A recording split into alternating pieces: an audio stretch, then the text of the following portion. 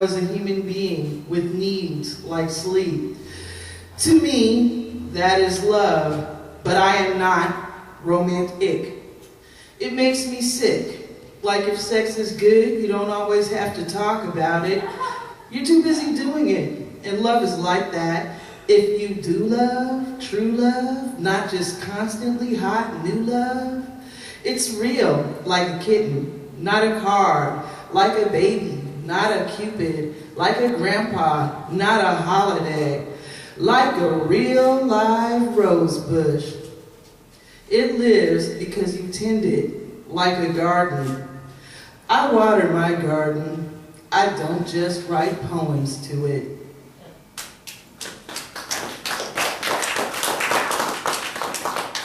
Okay, so I'm gonna write, I got another poem here called What's Up on Vicksburg. Last night I was scared. I went out in the yard and I heard the police with a bullhorn screaming, "Come out with your hands up." I was all like, what? I didn't do anything. We've got your house surrounded. Oh, damn. Come out in a single file line. But I'm already outside. Residents of blah, blah, blah, Vicksburg Avenue. Oh, never mind. That's 2 blocks over. Good thing we live on Fairfax. We go inside and lock the door. I love Oakland.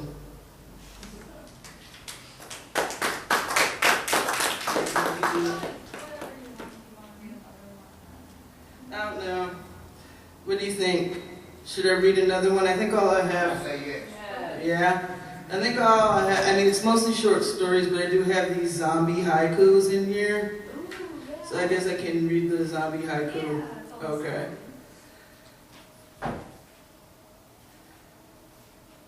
Give me a second, because now I have to find them.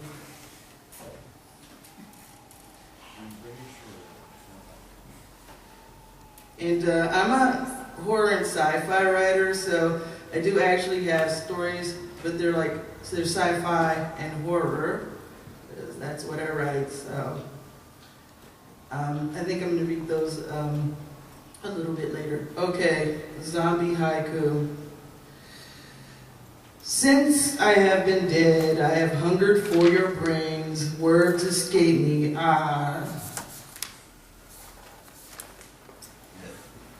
The look in your eyes, deeply passionate lips, eaten by maggots. Empty street, man alone, bottle rocket lingeries, I lurch by slowly. No brains makes angry, humans all dead now hungry, cat brain snack yummy. Birds chirp in cherry tree, emissary of nature, sings, I am rotting. Toothache is gone now, my jaw fell off completely, eating my dentist. Thanks.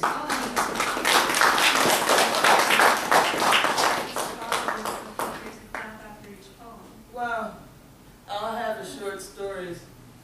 Yeah, okay, fine.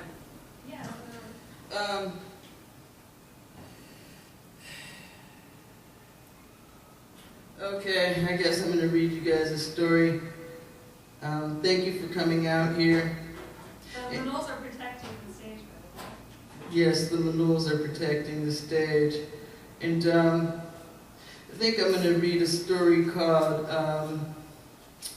I Stammer in Disbelief. So there's some swearing in this and stuff, and it's a horror story, so now you guys know. I stammer in disbelief. My name is Harold Stammer, 34 years old and a bus driver in the city of Berkeley. I have a girlfriend named Carla. She's bothering me about living together, settling down, getting married. I just can't believe she thinks this is ever gonna happen. She keeps inviting me over to her parents for dinner, and I always say no, but she keeps asking me anyway, like she didn't hear me. I can't believe the nerve of some people. I'm pretty sure this broad is never gonna pick up on a hint.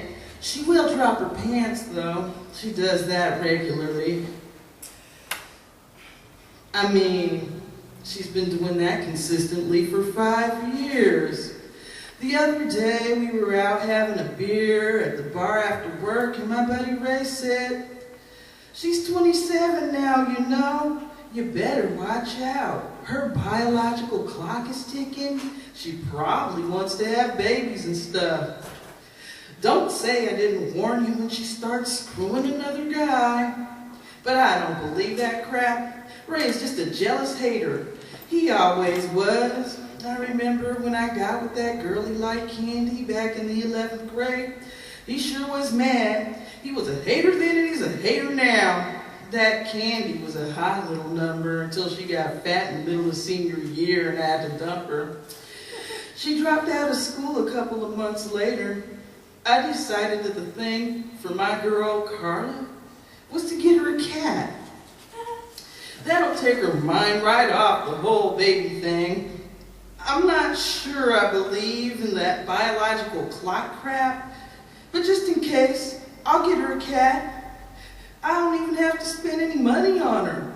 They have cats for free all the time on Craigslist.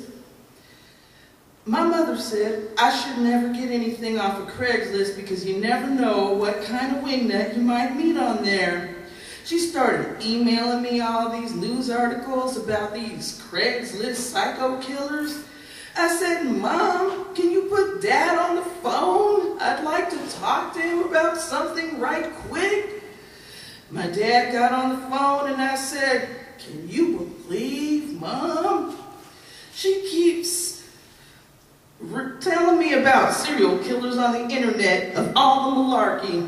And my dad agreed with me, of course. He took the phone into the crapper before explaining his feelings on the matter. And let me tell you, those are some very unpleasant sounds coming through the cell phone. At least the man has a good head on his shoulders, though, not like some silly, hysterical broad. I looked all over the place for free kittens on Craigslist, and of all the unbelievable politically correct bullshit, these people have the nerve to ask for a rehoming fee. Every granola-eating Birkenstock-wearing hippie in Berkeley has got a line of hooey about animal cruelty and the 4th of July coming up any day now, kids torturing the poor animals with firecrackers. They read it on the damn internet. People were sending them JPEGs on Facebook, warning about crazy serial killers on Craigslist. I said, that's like an urban legend or something.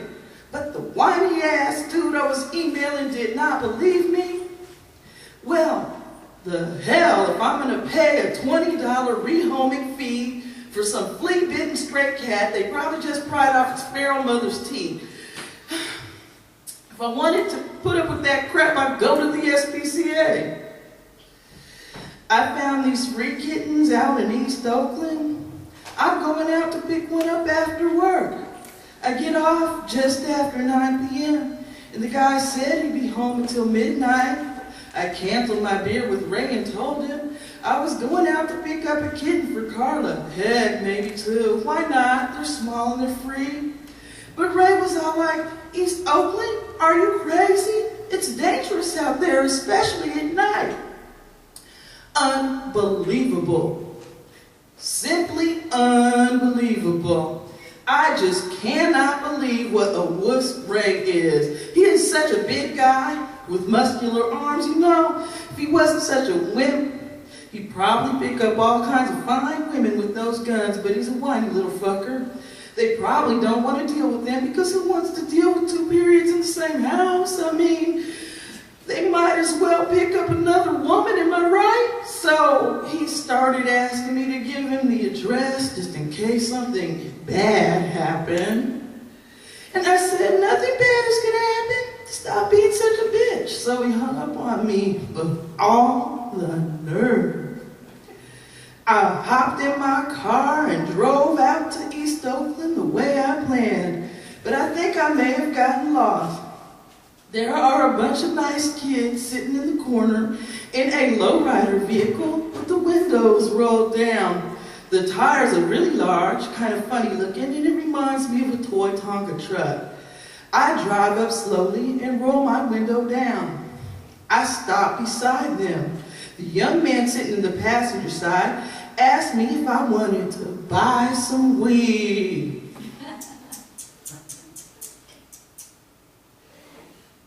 I just can't believe it. What's the matter with young people these days? I said no, and he seemed kind of suspicious. A nagging voice in the back of my head kept telling me that the kids probably thought I was a narcotics officer. But I don't believe that. I mean, look at how cool I am. I have my leather jacket on and my combat boots and my blue jeans. My crew cut is looking good because I just had it trimmed not that long ago. I have a smiley face t-shirt on. No officer could possibly be so awesome.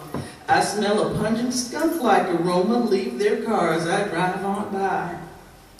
Finally, I make it to the address just past seminary. I ring the bell, and I just can't believe who answers the door. It is Candy, and she's wearing a stained Walmart nightgown with Betty Boop on it. A loud popping alarms me, and I jump up in the air. Don't worry about it, she says. It was just firecrackers. The neighborhood kids have been at it ever since the middle of June. I notice she doesn't invite me in. I'm standing in front of her tiny little Cracker Jack box-shaped apartment in a thatch of mostly dead, straw-colored crabgrass, when a series of popping noises accompanied by loud flashes makes me blink my eyes frantically. A cloud of smoke smelling like freshly burnt matches floats unceremoniously past my face, and I can feel my eyes beginning to sting and water. Candy's belly is so swollen, it is easy to see the shape of her outer belly button protruding from it, and I suspect she's heavily pregnant. There is a faint smell of pork chop grease emanating from her doorway, and the apartment structure looks like it would fit well in a trailer park if it had wheels. Is that him? The teenage boy asks, sticking his head out the gap in the front door. It is, Candy says, with a dull look in her eye. Come in, the boy says, gesturing with a small wave inward. The boy looks strangely familiar, but I can't place where from. I am following him when another loud pop comes so close that it makes my ears ring. They don't ring for very long. Soon I hear nothing. I feel a hot gush of fluid dripping down my neck. Did Candy just pour her hot coffee on my collar? It's so warm and kind of sticky, but not unpleasant. As I begin to tumble backwards, I notice the low-energy light in the center of the ceiling. It glows dully, like a half-dead flashlight. I feel Candy's arm catch me just before I hit the floor, then everything goes black.